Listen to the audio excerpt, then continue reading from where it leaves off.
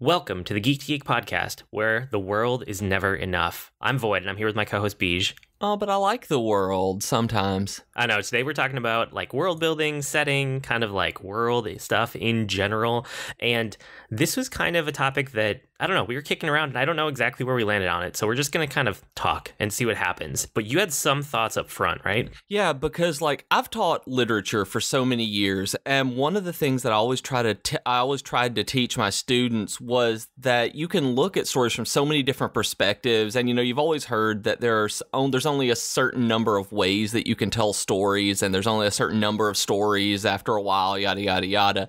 And I've always looked at it as though there are really two kinds of stories that are being told. All the other extraneous details are completely disregarded. That I've always thought of it as there are either these big idea stories, these high concept stories, and then there are character stories. And it doesn't matter, like different people can like different aspects of each of them, but for the most part, we're drawn in on one aspect or the other. Something is either this really fantastic idea that you're writing a story about, like Larry Niven's Ringworld. He had these cool mathematical concepts that he was writing about, and the characters were just kind of there so that he could explain this big high concept idea of a ring world. And then there are character stories like Battlestar Galactica, where yeah, there are robots and yeah, they're in outer space, but what really matters are those people and what's going on, and you attach yourself to more of the characters than you do the setting. So the idea that in my mind is that those are the two dichotomies, and yeah, you can have a cool story with cool characters and a neat setting, but rarely are they going to be equal, that one or the other is going to be in a much greater proportion than the other. Yeah, that's really interesting. I hadn't thought about that, but as soon as you said it, it was kind of like that totally makes sense to me. And there's times when the setting can actually be a character in the show or in the media, because you have things like Middle Earth that is a character in and of itself. You have the Serenity in Firefly or the Enterprise in Star Trek, where these are characters that you feel for when something happens to them. But often it's just like a Brandon Sanderson book that I'm sure we'll talk about later, where it's that setting that's not so much a character in itself, it's just this really cool place to be. But the Millennium Falcon's another example that I'm sure we'll talk about, where it's a character, not so much a setting. One of my questions here was like, how much can setting really like keep you invested in a world? And I guess part of this is coming off of like last week, me playing Mass Effect all the way through, even though I thought the game was kind of you know, just because like I love the trilogy that led up to it, and then, you know, it's the same world, it's a new universe, but it's the same setting basically, and like that's what kept me through that whole game. And then there's things like Star Wars. Like you guys know, I read absolutely every Star Wars novel that comes out, the adult novels anyway, not all the little kid novels, but they're not all good. A lot of them are. If there weren't good ones in there, I wouldn't be reading them, but they're not all good. But I do read every single one cover to cover, because it's a setting that I love, you know? And sometimes you hit on characters that they put in. It's just like, well, that is certainly somebody to move this story forward, but there's a lot of cool, you know, history or knickknacks that happen, and it's just like, oh, that's a cool anecdote. Kind of like the Aftermath trilogy, where those vignettes, even if you don't care about the characters in the main story, the vignettes and interludes between explain the world so much better that it's worth reading for those, where those are setting books. For me, it has to be a really fantastic setting to get me invested in it over characters, that there has to be a lot put in, that there has to be so much detail that it feels truly organic for me to fall in on a setting alone. And that's kind of the way Star Wars is for me, that there are aspects of that and the mythology and the Jedi stuff specifically that I'm truly invested in far more than many of the characters. Sure, yeah, and I think I'm that way too. Some of the characters I'm very invested in, and then other ones in Star Wars are kind of like take them or leave them, but the setting overall really speaks to me. And I mean, there's the opposite of this too. Sometimes you hit a setting that just makes you like bounce off of it hard. Super hard. Yeah, for me, that's like real world settings. Okay.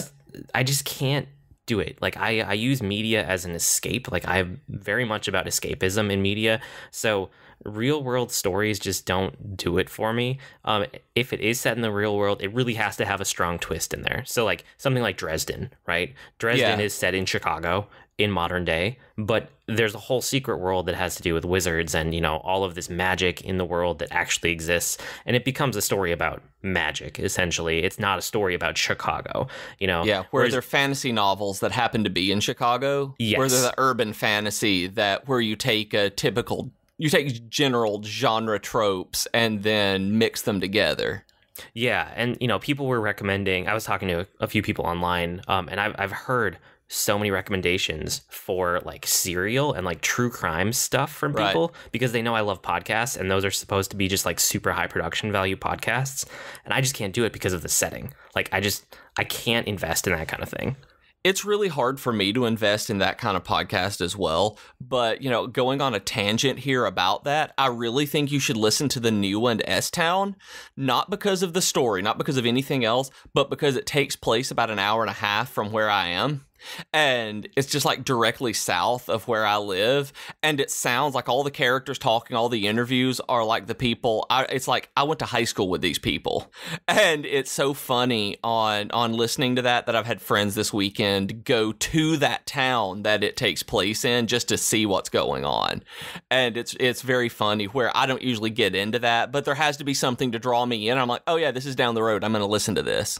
Yeah, and I mean, it's not that all real world things I completely discount, because there's some historical stuff that I find very interesting, but it's enough like of a departure from my day to day that it becomes interesting. Like I'm thinking in terms of like Dan Carlin's Hardcore History, it's probably one of my favorite podcasts ever. Right. It's amazing, but it's history and it's far enough removed history, you know. If it was stuff about like things that had happened a year ago or 2 years ago, I wouldn't be as interested. You know, it's things like World War II and like ancient wars and just ancient cultures and things like that, where, yeah, it's a real world, but it's not the world that I live in. Does that make sense? Exactly. That's what I was about to say, because you're using it still as escapism because it is not the reality that you're experiencing every day. Yes, completely. And you have one like this too, I know. I know that you do not like high fantasy. I hate traditional high fantasy. Like Tolkien-esque, like traditional Dungeons and Dragons high fantasy, I despise because it's so traditional that I can appreciate where it comes from. I love Tolkien. I love Dungeons and Dragons. But because there's such just a myriad of Me Too wannabe clones that don't do anything new with it, that they spell orc with a K, and that's the only difference. There are just so many just generic clones that I burned out so hard that traditional high fantasy has to do something really fantastic to get me invested in it. And even characters a lot of times can't get me through that, because even as cool as like Game of Thrones is, the setting is neat, but it is not so far removed from traditional fantasy that I can sit and read those books, that the way he writes it feels so traditional, which is the point, and everybody loves it. It's just it hits on so many of the things that I've bounced off of that I can't read it, but I can watch it, because the writing style and the characters and the setting all kind of hit that just perfect pressure point of, nope, not going to read this, but I can watch it. It's interesting because, well, we're going to get into examples next anyway, but I want to talk about Star Wars. And like one of the reasons that Star Wars appeals to me is because it's basically like a sci-fi setting that's set up to do fantasy stories. Yeah. And it's interesting because like you hate high fantasy, but you actually like the structure of a fantasy story because you like Star Wars. Oh, yeah. And like my novels that I wrote, the Technomage books, are just Star Wars style science fantasy. That's something that I really like, because fantasy narratives are super interesting, but so often you have that world of, okay, here are these elves that live in the forest and they live forever, and they're, you know, androgynous and sweet and nice, but they could also be evil. And then there are these ugly orcs that are kind of either evil or barbaric, but noble, and they just hit all of these same things. So I'm just like, ugh. But the narrative, that Hero's Quest narrative, and the way that the arc tends to be set up as a journey and a quest, that is super interesting to me. So Star Wars just kind of hits on that and runs, kind of the same way I was talking about last week with Dune, that it hits on a lot of the genre tropes that are traditional, but also tells a really unique story as well. Yeah, and I think that's like the core of what Star Wars appeals to me. I mean, there's a lot more than that just because of my history with it. Like, I've so invested in Star Wars now. But I think at the core of it, when I really try to think about it, it's that, you know, it's a sci-fi setting that's not set up to tell sci-fi stories, which is really weird, but I love it. Mm-hmm. It's set up for those fantasy stories. But I mean, there's lots of other examples of like world building that I know we wanted to hit on. And really, the reason that we came up with this idea for an episode was because of Westworld. Like, we're kind of overdue to talk about Westworld, and we were going to talk about it right after we finished it, and then other stuff came up, and then it's been a little bit too long, and neither of us have had time to rewatch it. So I just wanted to talk a little bit about like the setting and the story, because like you said, it can be a story about like ideas, or it can be a story about characters, and I feel like Westworld actually does a really good job of doing both of those things. And it's like some episodes are very setting heavy and some episodes are very character heavy, but both of them just like hit so hard, and it's great. I love that show. And I loved what Westworld did, but I kind of disagree on it because I never cared about any of the characters individually. I cared about their arcs, but in terms of them being people and investing in them and wanting to know what was going on in their lives and where their arcs went, I liked that they took a traditional Western setting and then used those genre tropes of black hats and white hats and theme parks and consumerism and just all of this with gamers and how we get into these virtual worlds and the ideas of what is life and consciousness and all of this stuff, that they tied directly into the as generic a Western setting as you could get. That it was like watching a postmodern science fiction story being set in an old, Sergio Leone spaghetti Western. I didn't care about the people. I cared about all of that. But that's what I've always cared about in literature as well. I'm a theorist and narratologist. Well, okay, I'm always drawn to characters. I like setting too, but I'm so drawn to characters. And Westworld, I found myself not really caring about the humans. I cared about like the other ones, like the AI that slowly becomes, whatever you want to call them as they're like slowly awakening. Right. But I cared about Maeve and I cared about Dolores a lot by the end of that show.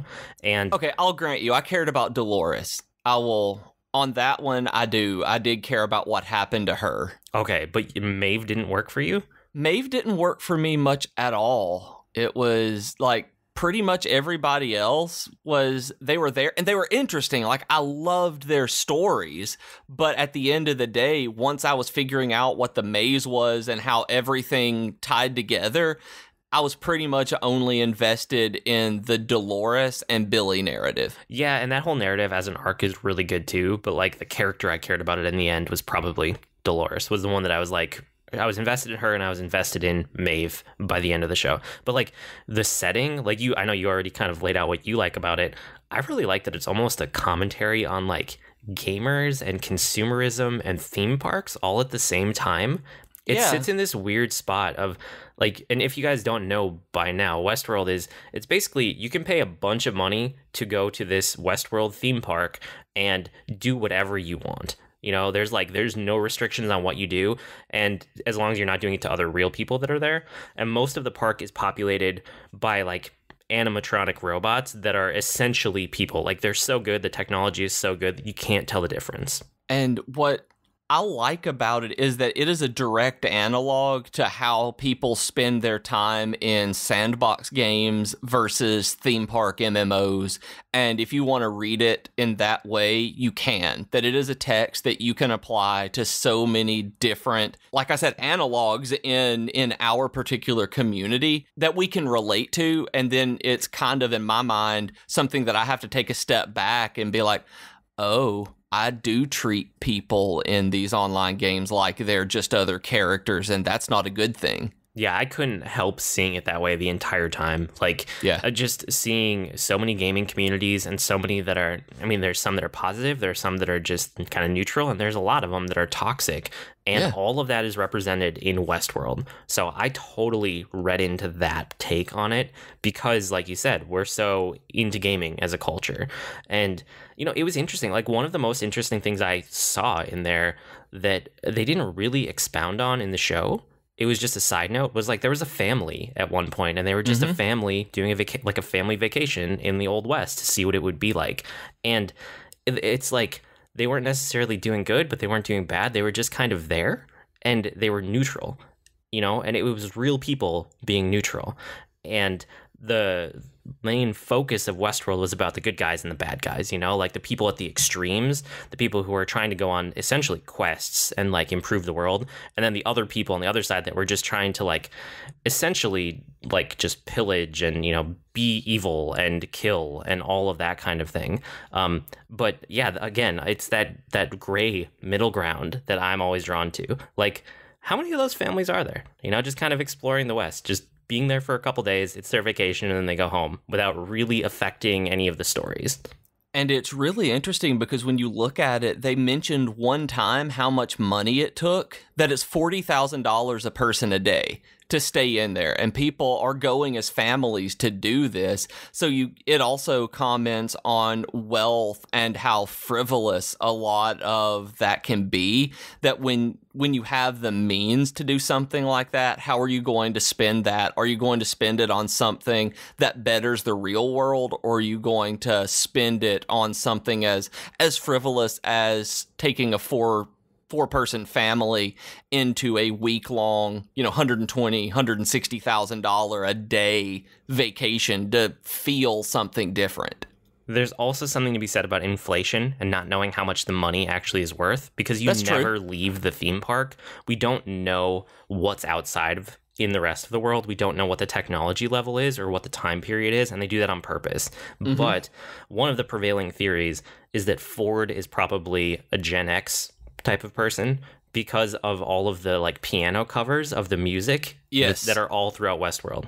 And it's all music that people from like Gen X would basically identify with. And so it's really interesting to see those. That's something that a setting does that's really interesting to see in small things that you never pay attention to, but it sets an entire tone for the show with the music that's being played and how it's being used, because you can read into it or you don't have to. And those are the best ones, because Westworld never slaps you in the face with any of these ideas. These are things that you essentially grasp and look into on your own as you're watching, but you don't have to. That there is an entire narrative with twists and pretty much traditional television narrative being told, but that's not where the cool stuff is happening. Yeah, there's like all these subtle touches throughout it, and then that paired with kind of the ambiguity of what the outside world is even like and what the time period is. I love it. Like, my mind can't help but work on this show as I was watching it, like trying to test out all the angles. What could this be? Who's real? Who's not real? What's going on with consciousness? Like, all of these things. It's just, this show totally, completely appealed to me, and I'm so excited for the next season. Yeah, and I hate that they're taking so long on it, but I'm also really happy because they're going to do it right, because they're aware of the kind of show that they're making and the precedent that they've set with it. Exactly. So hopefully that one ends up being really good. And, you know, we might do like a rewatch and do an actual like in-depth spoiler full episode once we get close to season 2, but that's probably going to be like another year and a half here. Yeah, so we have a while from now. Yeah. I want to touch a little bit more on Mass Effect Andromeda. And I kind of said what I wanted to say about the setting, but I just thought it was interesting that sometimes you use up a setting, right? Because the first Mass Effect trilogy, like, you can't really do a sequel in the Milky Way galaxy because of the way that game ends, and it can be one of 3 endings, but it would drastically change everything going forward, and you would have to accidentally, like, they would have to pick which one of those is canon and then completely redo the setting and then also ignore anybody's choices who did not fit into that narrative, which would be horrible. So that's why like Andromeda is kind of a soft reset of the setting. They had to put it into a different galaxy. Otherwise, it just wouldn't work. That's what I was about to ask. Did they ever pick a canonical ending? Because I knew there were multiples that people have talked a lot about, and without ever having played them, I didn't know if there was one that they accepted as being the ending of the series. No, it's supposed to be whichever one you pick. I mean, it's like, for a game that took 3 whole games, hundreds of hours of you making decisions that matter, they really want that ending that you got to be the one that applies to you and is canon in your head. And I think if they ever tried to pick one, it would be a horrible decision. Like, it would just make the community so mad, and it would like accidentally just discount so many people's experiences with that trilogy that it would be bad. It would be a bad decision. That makes sense completely. I can exactly see why, because especially with a BioWare game, that was what they also did with Knights of the Old Republic, or the Old Republic, because when they did an expansion, they basically put your character to sleep and then moved forward in time so that everything that you had done for your particular character still happened, but you had to go through the new narrative with basically a time period where the world had reset itself. That's interesting. Well, and there's one other game that I wanted to mention too, which is Fallout. And I mean, I guess it's a series, but mostly I'm thinking about Fallout 3 and 4 because those are the ones I've played extensively.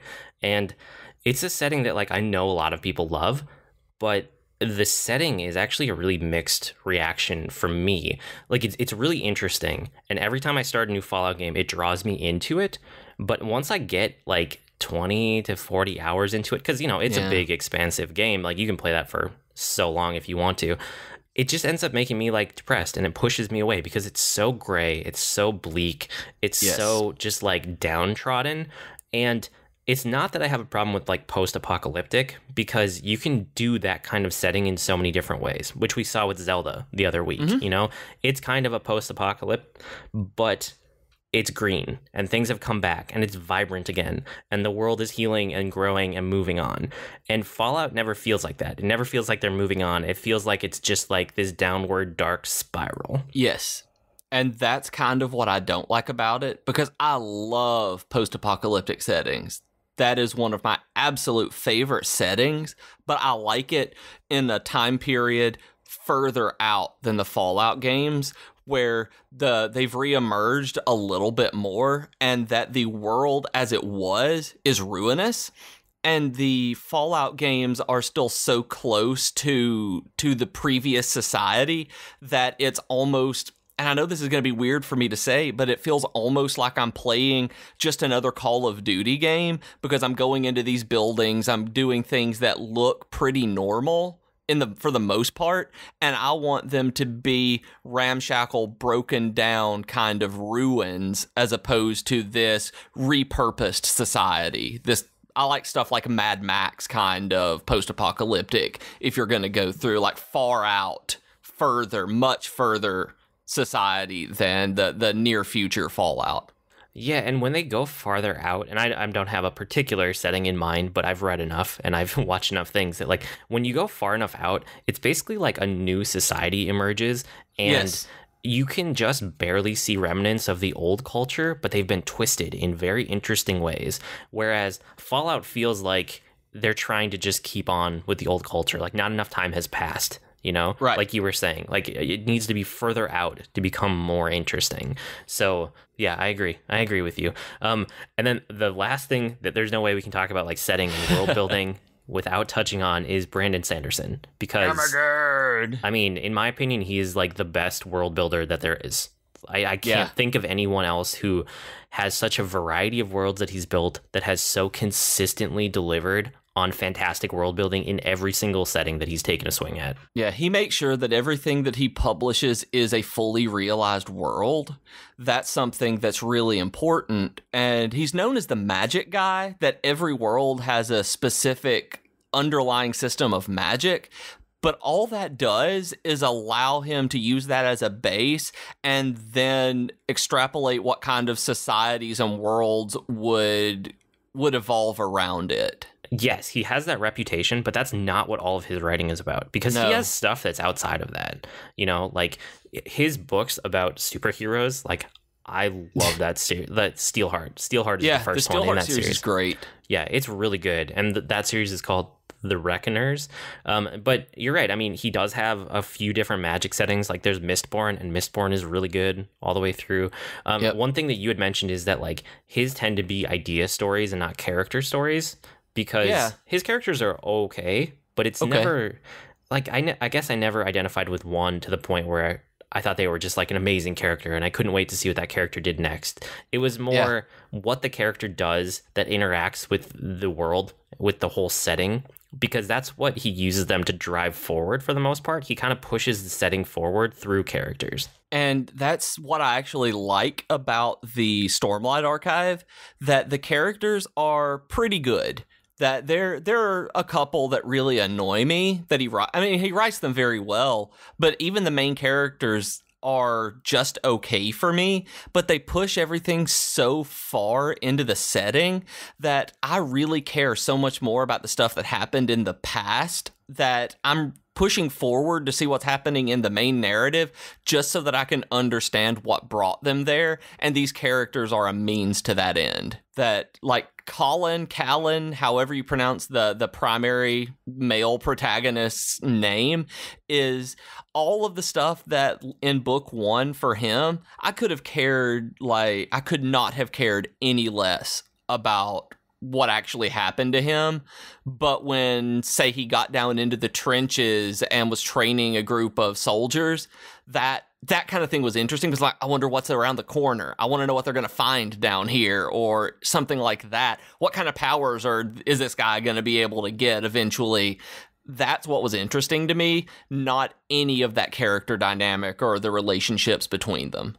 Well, and he rarely ever has one character that carries a whole book. He typically, that's true. And sometimes he does, but he typically has multiple characters that he jumps between to kind of show you as a reader different aspects of this world, and you start to put it together before the characters do, not in that frustrating way that some people do, because authors can definitely make that frustration because it's like you already know what's going to happen and the characters just have to catch up. You never quite feel that with Sanderson. It's like you're getting little hints and you're slowly putting it together, but it's like you almost always figure it out right around the time the characters do. That's how I feel anyway. It does me too. And with his different character threads that go through, he's very, very good about either making sure you're getting two different perspectives on the same story. Like in Mistborn, you tend to get, they're in the same area, they're in the same geographic region and going through the same story, but from different angles. Right. Or like you have in the Stormlight Archive, they are so geographically removed, he is using each character as a way to see a different aspect and different culture within that world, and then also has interludes that don't tie into the main narrative just to show you another part of the world that is so far removed that it's just foreshadowing, that it has a small narrative in and of itself, but you know in like book 4 you're going to need to know all of this stuff that he is setting up, but it's just more interesting world building that only vaguely ties in, that's referenced in maybe in like 2 or 3 paragraphs at some point else, but they just mention it as being, oh, this place is so far away, we're not concerned about it, but yeah, maybe eventually.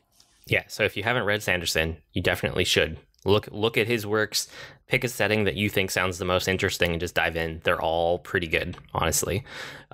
Okay, you had one more thing you wanted to hit on before we wrap up the topic, right? Yeah, and pretty much like the aspects of the settings that make me interested in this, and I've said it before, it's verisimilitude and not realism that really makes me interested in this, that you have this thoughtful history, this organic, landmass and geography that's been put together almost painstakingly, a realistic economy with people buying and selling stuff. It doesn't have to be, I don't care if it's credits or, rupees or whatever, but if it makes sense within the context of that universe, I'm going to be invested in that. But if you try early on to make me care about this world through politics and show me, only character interactions and all of this so-called important character relations. Like Game of Thrones does this, but Final Fantasy XIV did this really badly in the Carathis region. All of a sudden you're thrown in and there are all of these houses that are fighting and warring. And even in a game whose setting I was invested in, I zoned out and started hating the setting and main story because they stopped world building at that point, and they switched tack to be like, okay, here's some politics that you should care about. And I'm like, I have no reason to care about this. You didn't ever build it up. And if it's logical and is a natural progression of that world building, I'm great with it. Like the Stormlight Archive does this very well. But it has to have that logic and verisimilitude where I can feel as though this world could exist on its own.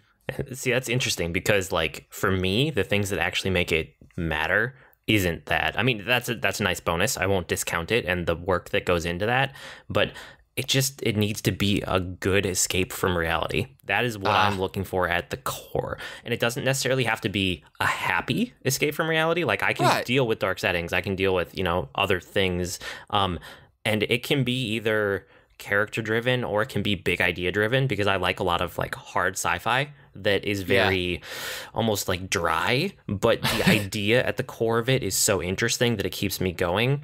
And that's fine too, as long as it's a good escape from reality and I can totally just like hook my mind into that and shut my mind off from real life. That is what I need. That is what I'm looking for at the core of it. And what I find interesting about that is that every once in a while, those two line up in like the Ink and Bone series. Rachel Kane did a very good job of making this world extrapolated out. Like, oh yeah, this is what the world would be like if the Library of Alexandria had done this. That's really cool. But those characters are also really interesting, so it can draw you in on either of them.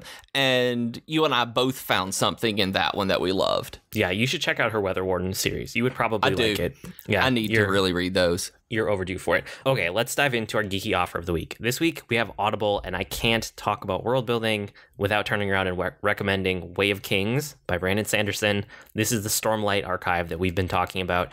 It is one of the only high fantasy settings that Beej actually likes, right? I love it. That this setting makes it for me. I am totally bought in on this until the 10-book series is done. And it's a high fantasy setting. They are long books, but they're very interesting and they're very good. And the setting is basically a world where there are storms that rage across the world all the time, and they kind of come in waves. And if you are caught outside in a storm, it will kill you. Like, they're that level of just... This is hurricane level storms that go across land. Yep, more than that even. And there's something with them that the storms have like energy or spirits or whatever, and you kind of have to figure it out as you read through. And then the other thing that like goes along with it is that there are these things called spren in basically everything in the world.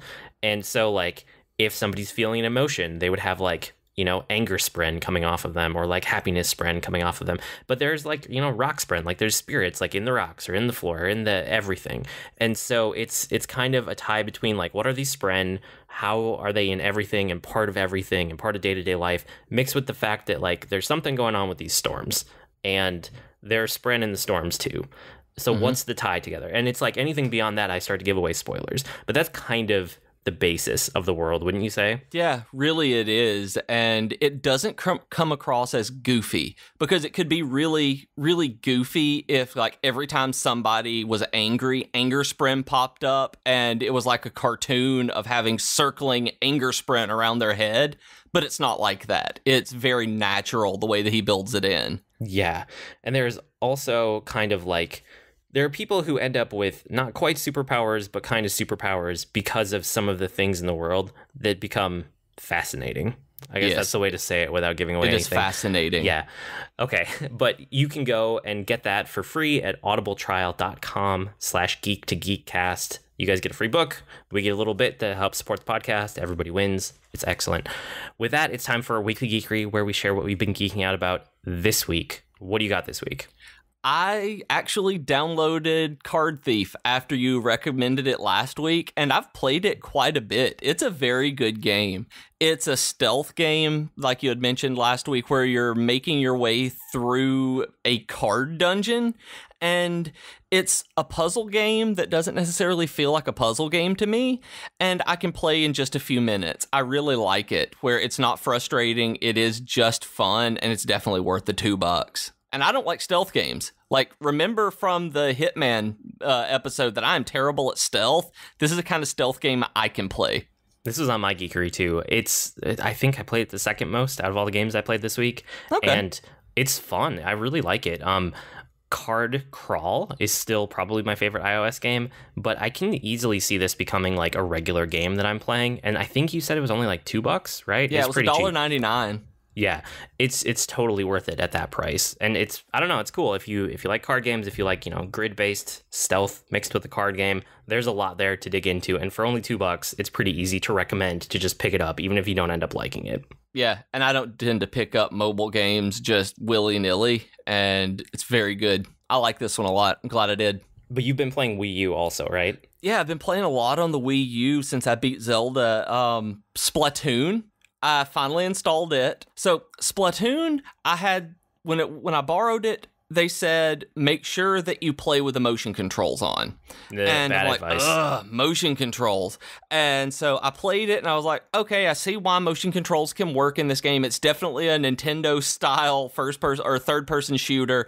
Really, I see why motion controls work, but I don't like motion controls, so I'm going to put it on the stick. I went immediately back to motion controls. I hate it with the joysticks. I despise it. I'm terrible at aiming that way. I don't know what happened. I feel like I'm a completely different person, but I really do like the motion controls a lot better. But Splatoon is really fun.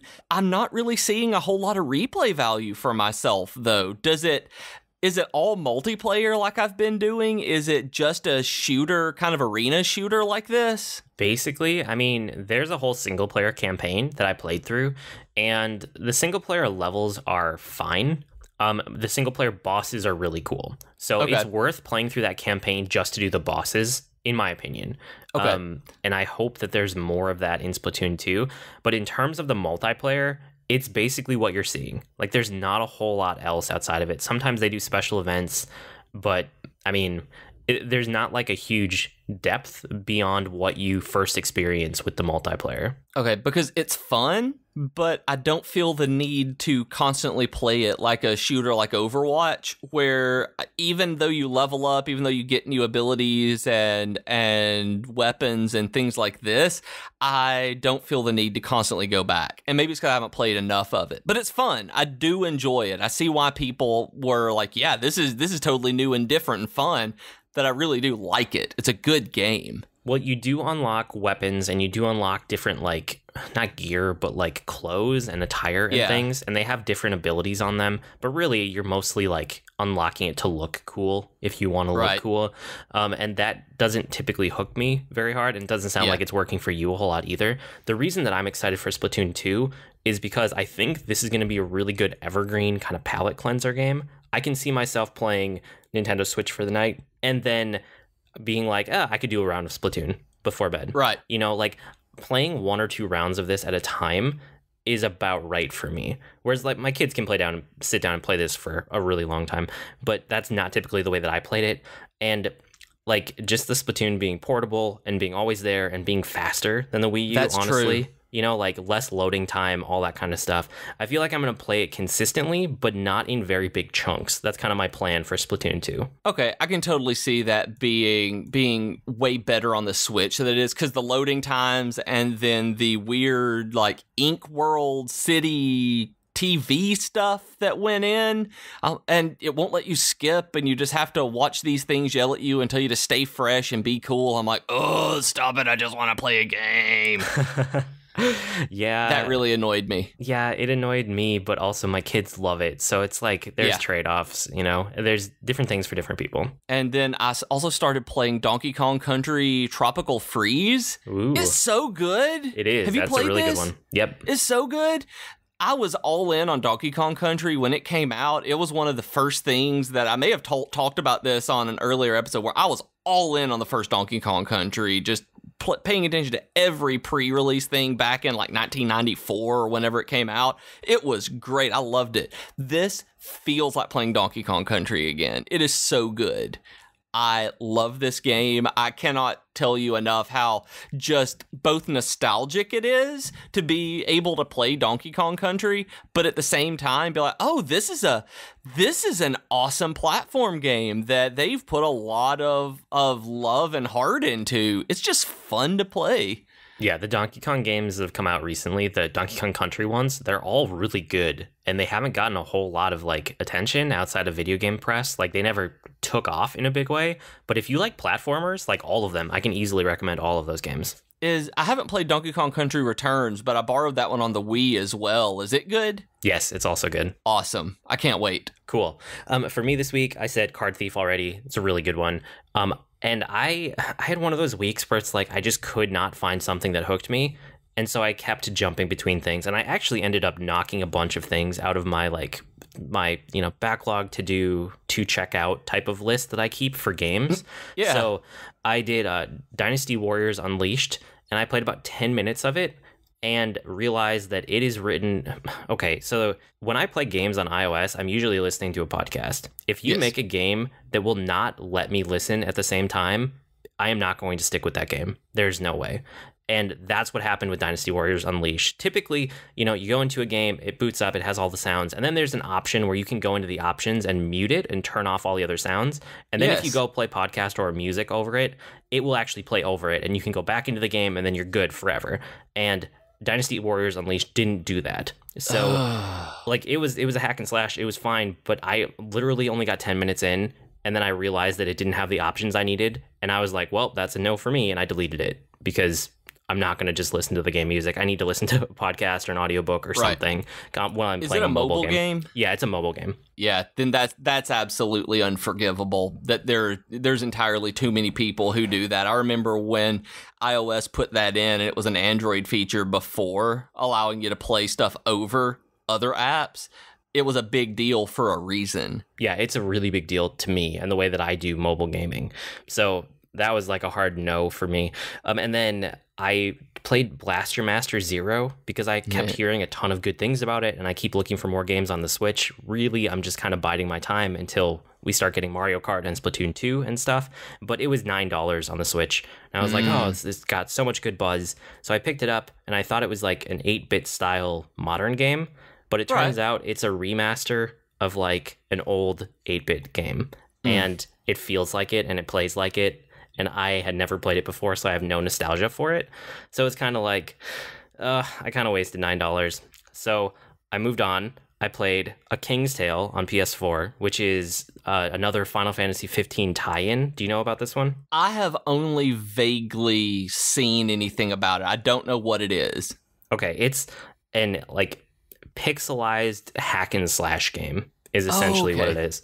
It controls a lot like all the other hack and slash games that you've played on like Super Nintendo, Yeah, like Golden Axe or something like that. Yeah, or like Turtles in Time or whatever, just beat 'em up games. And you're controlling King Lucis and when he was young with the other characters that like were with him, so like Sid and that one bar guy from that city that I don't remember his name, and all those classic characters from Final Fantasy 15 that I don't remember any of their names, which doesn't bode well. But anyway, it was a hack and slash. I played it for like an hour. It was fine. It was not great. It was free, so I can't really complain. But again, it just didn't grab me. So then I moved over to Planet Coaster because I had Planet Coaster and I tried it out, and I didn't delete it. I didn't hard bounce off this game. I had a soft bounce off of this one because the tutorials aren't tutorials. They are tutorial videos. And I don't want to sit there and watch videos when I want to just play the game. So there was no like interactive tutorial. It was like you can either jump into the lowest level challenge or you can watch a video. And I tried both of those, and neither one was something I wanted to do. I wanted an actual tutorial to teach me how to like interact with this game. And the controls weren't 100%. Like I couldn't just jump into it and do it. It wasn't super obvious. So I set that one down and I said, okay, I'll come back when I'm in a mood for this, because eventually I will be, I know. I jumped over to Torment, Tides of Numenera. I played a lot of games this week. I've wanted to play this game. I've seen a lot about it. Yeah, and this was one that I kickstarted long, long ago. So I had it already. I didn't pay for it recently. And it was okay, but I don't really like isometric, like third-person isometric RPGs in that old Western style. Yeah. You know what I mean? Like all of the games that all felt the same. That's this one. And it's so like it's so text heavy that I almost wish that it wasn't the kind of game it is. Like, I wish it were a pure text adventure, because I would sit there and I would read this game, you know, without any of the visuals. There's something about having it be so text heavy, but also have like, I have characters on screen that I have to control and move around like an RPG that I just don't like. And I couldn't quite put my finger on it. I was like, I wish it almost went more one way or another. Like, either really make it in this 3D world, right, and show me the things that are happening, or get rid of all the visuals and make it all text. And I think either of those games I could have enjoyed, but the game that they actually made doesn't work for me. Does that make any sense? It's kind of weird. It does, but it sounds really interesting to me. It sounds more interesting now just because of that hybrid kind of play style. I bet you would like it. Knowing the kind of games you like and knowing the RPGs that you used to play, I think you would really like Torment, Tides of Numenera. Awesome. I'll give that a look. So what I actually ended up playing the most this week was Shovel Knight, because Shovel Knight is an amazing game. And this is like the third time I've played through it, and I'm almost beating it again. So wow. I don't know. This is probably one of my most like played games start to finish over the last, well, since I've been an adult. Since, you know, there were games that I played over and over and over when I was a kid, because those were the only games that I had. Right. Everybody has those. Everyone has those. After I got out of that stage and had, you know, money in my teenage years to start buying my own games, honestly, I think I've played through Shovel Knight more than I've played through any other game, because I just love it. It's such a good, solid platformer in the old, like, 8-bit style, but it's modern standards, but it definitely feels like an old game. It's almost like Mega Man-ish, but not. It's really good. Have you played it? It doesn't feel like Mega Man to me. It feels like Castlevania. Is really what it feels like to me, and I bounced off of it pretty hard. I like it. It's good, and I totally see why everybody loves it, but those modern sensibilities that they've put into it, the more character development kind of stuff, I didn't want. I just wanted to go straight through as an old Castlevania style platformer, and I didn't get that. And so I bounced off of it, but I totally see why other people love it for that. Yeah, and it's some of the modern stuff that, like, that's what really brought me into it. You know, if it was, like, I always feel when I go back to old platformer games, whether it's on, like, NES or Super Nintendo or, you know, emulators usually, I always feel like I'm fighting with it a little. Like, there's just modern conveniences and modern standards that they're missing. And Shovel Knight doesn't have those, but it still has all of the good parts of that stuff. So, yeah. Oh, yeah, super good game. It is. It's a really good game. But that's it. That's what I had for Week of Geekery this week. You can write to us with comments, suggestions, or feedback. Our email address is geek2geekcast@gmail.com, or reach us on Twitter @geek2geekcast. We also have longer discussion threads on the subreddit at reddit.com/r/geek2geekcast. And if you want to get email updates about any of our network's podcasts or listen to them, you can sign up at geek2geekcast.net, and you can check out all the different shows we have there. We've just added Geektitude with Joe Hogan. We also have the Comic Box with Rob and Liam. And then there's Geek Fitness Health Hacks with me. It's awesome. I blog at agreenmushroom.com, and you can find me at grnmushroom. That's green mushroom without the E's on Twitter. And I'm on Twitter as @Professor Beej. That's Beej with 2 E's. And I blog and podcast at geekfitness.net. We've been Void and Beej with your Geek to Geek podcast. That'll do it for this week. See you next week, geeks. Bye, geeks.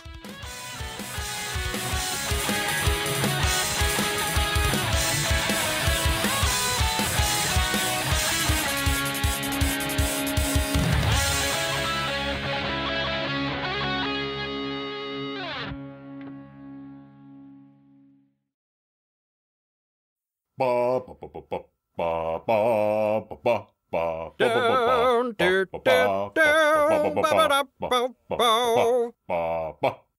Comics. Hey everyone, this is Rob, your friendly neighborhood comic geek. And this is Liam, the lascivious. Liam the lascivious? That's what you're going to go with? Well, the languishing lascivious Liam of Langley. I don't know. Wow, that was extremely illiterate of you. Well, I try. Yeah. We are the hosts of The Comic Box, part of the Geek to Geek podcast network, where you get all your comic book news. We talk comics, we talk comic book TV shows, we talk comic book movies, we talk comic book... I don't know, what else do we talk about? Comic book toys. We talk comic book toys. Comic book video games. This is true. We talk handkerchiefs that are comic books. Yeah, well, I don't even know what that is. So slap on your underoos, grab your favorite comic book, and tune into The Comic Box, where we air episodes every week-ish. Yeah, so join us. Bop, bop. Oh, yeah.